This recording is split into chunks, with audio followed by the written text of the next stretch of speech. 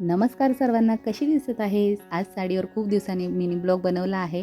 नक्की शेवटपर्यंत बघा. चला तर आता जाऊया आपण शाखेमध्ये. आज महासाहेबांचा जन्मदिवस आहे. गेली फुलांची सजावट वगैरे केली, महासाहेबांना नमस्कार केला आणि मग घरी परत आलो. घरी परत आल्यानंतर येतानाच मी नाश्ता घेऊन आली होती. तो नाश्ता इडली सांबार घेऊन आली होती आणि खायला घेतला. या नाश्ता करायला सर्वांनी. त्याच्यानंतर मी ब्लाऊज कटिंग करायला घेतला. ब्लाऊज कटिंग करायच्या आधी ब्लाऊज बघितल्यानंतर खूप सुरकुत्या पडल्या होत्या त्याला आणि मी वेळेला अस्तर वगैरे प्रेस करूनच घेत असते. त्याच्यानेच आपल्या ब्लाऊजला खूप छान फिनिशिंग येत असते. हे बघा किती ब्लाऊज एकदम चुरगळलेला आहे.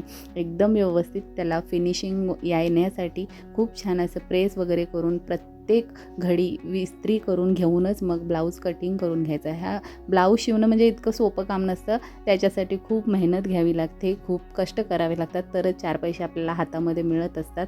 आणि ह्याचे इस्त्री करून झाल्यानंतर मस्तपैकी असं ह्याचं कटिंग करून घेतला आणि कटिंग करतानाचा व्हिडिओ माझ्याकडून झाला नाही.